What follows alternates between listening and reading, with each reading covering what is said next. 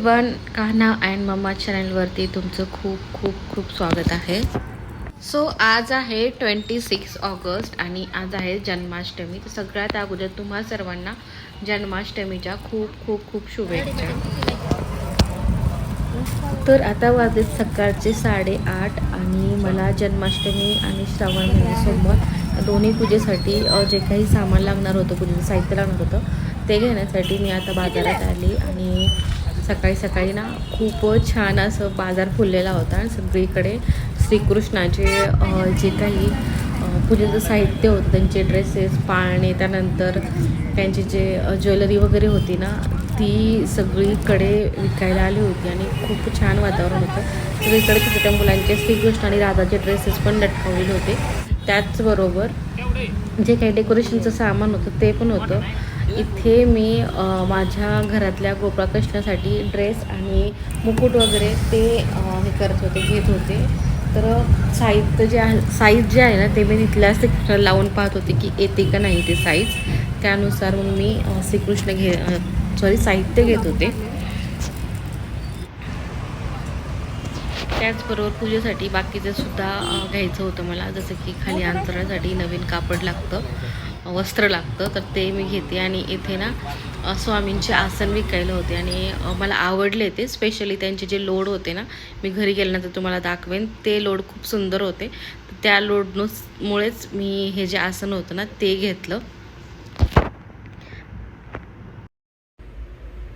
तर आज ना पूर्ण देवघर साफ करून घेतलं. देवाची जितकी भांडी होती तितकी साफ करून घेतली, देव स्वच्छ करून घेतले. आणि काही माझ्याकडे चिनी मातीसुद्धा भांडी आहे, तर मूर्त्या आहेत, तर त्यासुद्धा मी साफ करून घेतल्या व्यवस्थित. आज देवघर स्वच्छ करून घेतल्यानंतर जे काही मी आज देवासाठी काही वस्तू आणल्या होत्या, जसे की देवांसाठी माळा होत्या, स्वामींसाठी जे आसन होतं ते आणलं होतं. आणि हे लोड पहा किती सुंदर दिसत आहेत, पाहताच मला खूप आवडले आणि मी ते लगेच घेतले. त्याचबरोबर हे छोटासा पाटसुद्धा आज विकायला होता, तर तो घेतला. तो 70 रुपयाला मला पडला. तर ह्या सगळ्या गोष्टींमुळे ना मला बराच वेळ झाला होता. जवळजवळ दुपारचे 11-12 वाजले होते. कारण तांबा पितळची भांडी जितकी दिसायला सुंदर दिसतात तितकीच ती घासायला पण क्रिटिकल असतात. जर घासून अशीच ठेवली तर पटकन त्याला डाग पडतात. त्यामुळं एक जी भांडं आहे ते घासून व्यवस्थित कोरड्या कपड्यांनी पुसून ठेवावे लागतात, नाहीतर लगेच डाग पडतात. स्पेशली पावसाळ्यामध्ये तर ते खूप लवकर डाग पडतात. आणि आज ना 2 पूजा करायच्या आहेत, जसं की श्रावण महिन्याची सोमवारची जी पूजा आहे ती करायची आणि त्याचबरोबर जन्माष्टमीची पूजा करायची. आणि त्याच्यानंतर मला श्रीकृष्णासाठी नैवेद्यसुद्धा बनवायचे. आणि आज मला बनवणार आहे कलाकंद आणि सुंठवडा. दरवर्षी दुधाचा एखादा तरी पदार्थ बनवते, कारण असं म्हणतात श्रीकृष्णाला दुधापासून बनवलेल्या जे काही पदार्थ आहेत ते खूप आवडतात. स्पेशली लोणी, त्याच्यानंतर दही, पंचामृत हे सगळं खूप आवडतं. तर म्हटलं चला आज कलाकंद बनवूया. बाहेरून विकत आणण्यापेक्षा घरातून करून आपण जेव्हा नैवेद्य दाखवतो ना त्याची एक वेगळंच समाधान असतं. तर जे आसन आणलं होतं त्याच्यावरती स्वामींना विराजमान केलं आणि इतकं छान वाटत होतं, सुंदर दिसत होतं ते. आणि जितकं ते दुकानामध्ये ठेवलं होतं त्यापेक्षा जास्त जेव्हा त्याच्यावरती स्वामी विराजमान झाले त्याची जी शोभा आहे ना ती आणखीन जास्त वाढली. मी छोटे छोटे हार विकायला आले होते, तर मी ते घेतले. अगोदर 4-5च घेतले. म्हटलं माझ्या मूर्त्यांना त्यांचं साईज जे आहे ना ते होती का नाही या उद्देशाने 4-5च आणले होते मी, पण बरोबर साईज झाली. नंतर गेल्यानंतर आणखीन 2-3 आणेन, म्हणजे सगळ्या ज्या मूर्त्या आहेत त्यांना हार होऊन जातील या उद्देशाने आणलेत मी.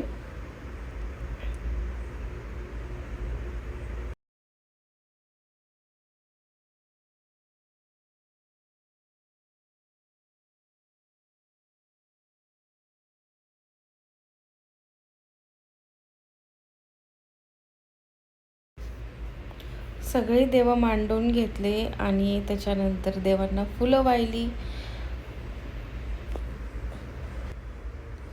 आणि आता मी इथे करते महादेवाची पूजा करते. माझ्याकडे पिंडी आहे आणि त्याच्यावरती मी दर सोमवारी या प्रकारे गळती लावते. आमच्याकडे याला गळती म्हणतात, तुमच्याकडे काय म्हणतात ते मला कमेंटद्वारे सांगा. तर मी हे दर सोमवारी लावते महादेवावरती गळती आणि याचं पाणी दिवसभर चालू ठेवते. जोपर्यंत संध्याकाळी मी झोपत नाही तोपर्यंत हे पाणी संततधार वाहतं आणि एवढ्या प्लेटमध्येच ते बसतं. इतकं मी त्याच्यात जे होल आहे ना तसं करून घेते. त्या होलामध्ये थोडीशी मी काडी टाकलेली आहे अगरबत्तीची, तर अगदी संततधार आहे ना टिपका टिपका पडतो. तर मला उचलावी लागत नाही, कारण असं म्हणतात की एकदा पूजा केल्यानंतर ते पिंड जे आहे ना उचलू नये असं म्हणतात. आणि माझ्याकडे कोणतीही इथे सुविधा नाही की जेणेकरून एक्सेस जे पाणी आहे ते बाहेर वगैरे कुठेतरी जाईल, असं नाही. ते पाणी पडलं तर म्हणजे पूर्ण देवघरातच पडेल, पण नाही होत आजपर्यंत असं कधीच झालं नाही. तेवढं प्लेटभरच ते पाणी पुरतं संध्याकाळपर्यंत. त्याच्यानंतर मी महादेवाला बेलपत्र जे आणले होते ना ते वाहिले. बेलपत्र नेहमी पालतं हे करावे, व्हावे असं म्हणतात. आणि आज जी शिवामूठ होती ती होती जवाची शिवामूठ होती आज, त्याच्यामुळे जवसुद्धा वाहून घेतलं मी महादेवाला. महादेवाची पूजा झाल्यानंतर मी इथे श्रीकृष्णाची पूजा मांडते, लवकरच मांडते, कारण संध्याकाळी खूप उशीर होतो. आणि मला असं वाटतं की पूजा जितकी शांततेने करता येईल, जितकी प्रसन्न मनाने करता येईल तितकी करावी आणि त्याचंच फळ आपल्याला भेटतं. संध्याकाळी काय होतं मोस्टली जी स्वयंपाकाची असते ना ती घाई असते आणि दोन्ही प्रकारचा स्वयंपाक करायचा, त्याच्यानंतर देवाला नैवेद्य करायचा, याच्यामध्ये पूजा खूप धांदलीने होते. तर म्हणलं लवकर आता वेळ पण आहे आणि मन छान आहे, प्रसन्न आहे, तर तोपर्यंतच पूजा करून घ्यावी. तशी ही जन्माष्टमीची पूजा ही रात्री 12 वाजता जी आहे ना त्यावेळेस जन्म होतो आणि दुपारच्या 12 नंतर कधीही केली तरी चालते. आणि हे आहे माझे बाळकृष्ण आणि हा ड्रेस मी आणला होता बाळकृष्णाला गुलाबी कलरचा आणि याची पगडी आहे निळ्या कलरची. तर इथे माझी पूर्ण पूजा झाली. ह्या प्रोसेसमध्ये माझे 3 ते 4 तास निघून गेले, पण इतकं मनाला प्रसन्न वाटलं, इतकं छान असं वाटलं ना, समाधान भेटलं. एक छान अशी पूजा केल्यानंतर जे मनाला समाधान भेटतं ना ते एक वेगळंच असतं. आणि इतकं सुंदर आज माझं देवघर वाटत होतं ना, मलाच असं वाटत होतं की दृष्ट काढावी, इतकी सुंदर दिसत होती आज माझी पूजा. मी खाली पाटावरती किंवा चौरंगावरती जन्माष्टमीची पूजा मांडली नाही. याचं कारण असं की कान्हा आहे आणि कान्हा खेळत राहतो. स्पेशली बॅट बॉल हल्ली खूप त्याचं वाढलं आहे खेळायचं, आणि कितीही जरी नाही म्हणलं तरीही डोळा चुकवून तो त्या दिवशी खेळणारच किंवा खेळतच राहतो. तर मग भीती वाटते की तांब्याला एखाद्या वेळेस बॉल लागेल किंवा काही लागेल, मग ते एक मनात शंका येते की पूजा विस्कटली. मग त्याच्यापेक्षा वरती छान जागा पण आहे, माझ्या देवघरावरती भरपूर जागा आहे पूजा मांडण्यासाठी, त्यामुळे म्हणलं वरतीच मांडूया पूजा. देवघराच्या पुढे छान पण दिसेल आणि कोणतंही टेन्शन राहणार नाही, मला राखावं बसावं लागणार नाही, कारण ही जे देवघर आहे ते कान्हाच्या रूममध्ये आहे. त्यामुळे त्याचं जे साहित्य आहे खेळायचं वगैरे ते इथेच राहतं, तर त्याला असं थांबवता पण येत नाही. आणि आज जन्माष्टमी स्पेशली बाळकृष्ण जन्मतात आणि त्याच दिवशी मग मारायचं ओरडायचं मुलांना ते छान नाही वाटत, व्यवस्थित दिसत नाही, बरं दिसत नाही, त्याच्यामुळे छान वाटतं. पण तरीसुद्धा खूप सुंदर दिसत होतं. हे पाटापेक्षा हे वरती मांडलेलं छान दिसत होतं. आणि माझ्याकडे एक दुसरी पण मूर्ती होती श्रीकृष्णाची, ती मी 3 वर्षापूर्वी घेतली होती आणि गेल्या वर्षी नंतर मग पितळेचा मी बाळकृष्ण घेतला होता. तर दोन्हींची पूजा केली मी आज. तर पूजा केल्यानंतर थोडासा आराम केला आणि मी आता आली आहे स्वयंपाकाची तयारी करायला. आता जवळजवळ 5 सव्वा 5 झालेले आहेत आणि मी आता बनवत आहे कलाकंद बनवण्यासाठी. 500 ग्रॅम म्हणजे जवळजवळ अर्धा किलो पनीर घेतलं आणि हे किसून घेते. तर मी कढई घेतली. शक्यतो दुधाचे पदार्थ बनवताना जे काही भांडं घ्याल तुम्ही ते जाड बुडाचं असावं, कारण दूध असं आहे की पटकन जळतं आणि दुधाचे पदार्थ खूप डेडिकेटेड असतात. जरासुद्धा खाली लागलं की त्या पदार्थाला वास लागतो आणि वास लागलं की खावंसं वाटत नाही, असे दुधाचे पदार्थ असतात. त्यामुळं ही माझ्याकडे कढई आहे ती जाड बुडाची, त्यामुळे ती घेतली. आणि याच्यामध्ये मी ॲड करते जवळजवळ 300 ml असेल, 300 ml दूध आहे, म्हणजेच एक मोठा कप असेल ना तेवढं मी दूध घेतलं. आणि हे फुल फॅट मिल्क आहे, म्हणजेच म्हशीचं दूध आहे, याच्यामधली मलाई मी काढलेली नाही. आणि यात मी ॲड करते किसलेलं जे पनीर होतं, अर्धा किलो आहे, 500 ग्रॅम आहे, ते ॲड करते. दूध नाही घातलं तरीही चालतं, पण एक मॉइस्ट असतो ना कलाकंदचा, जो आपण मिठाईच्या दुकानामधून आणल्यानंतर असतो, तो या दुधामुळे भेटतो. प्रोसेस जी आहे 10-15 मिनटं वाढते, हे दूध घातल्यानंतर. पण ऑथेंटिक एकदम जसा हलवाईच्या दुकानात भेटतो अगदी तसाच हा कलाकंद भेटतो दुधामुळे. फक्त 10 ते 15 मिनटं आपल्याला एक्स्ट्रा जे आहे ना परतावं लागतं, बाकी काही नाही. पण या प्रोसेसने तुमच्या पदार्थाची गुणवत्ता आहे ना ती 100% होऊन डायरेक्ट 150% होईल इतकी मी गॅरंटी घेते. दूध टाकून पहा एकदा कलाकंदमध्ये, खूप सुंदर बनतं ते.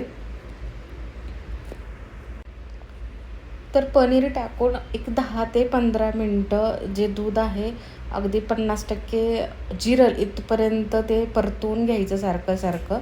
आणि जोपर्यंत ते परतते तोपर्यंत मी इथे जो काही सुकामेवा आहे तो काढून घेते आणि मी तो मिक्सरमध्ये फिरवते. कट करून सुद्धा टाकू शकता. म्हणजे कट केल्यानंतर उलट ते चांगलं दिसतं. पण आमच्या घरात जो छोटा काना आहे तो खात नाही, तो कट केलेले जे पीसेस आहेत तो हाताने काढून टाकून देतो. मग त्यामुळे मी काय करते, मिक्सरमध्ये एक पावडर बनवून घेते आणि त्याच्यामध्ये टाकते. याने तो व्यवस्थित पोटातही जातं आणि त्याला कळत नाही की याच्यामध्ये ड्रायफ्रूट्स टाकलेत आहे म्हणून. आणि हे करता करताच मी इकडे सुंठवडा पण बनवून घेईन. परत सारखं सारखं परतवावं लागतं आणि इथे जवळच उभं राहतं. दुधाचे पदार्थाला अजिबात असं नाही की बाहेर आतमध्ये ठेवले आणि आपण बाहेर टी व्ही पाहत बसलो आहे किंवा काहीतरी रील्स पाहत बसलो असं होतं. तिथे उभं राहूनच आपल्याला करून, नाही तर मग खाली चिकटण्याची शक्यता खूप जास्त असते. 10 ते 15 मिनटानंतर दूध जे आहे ना 60 ते 70% पूर्ण मधला आटलेला आहे, तुम्ही पाहू शकता. आणि आता या प्रोसेसमध्ये टाकायचं आपल्याला 1 ते 1.5 चमचा तूप.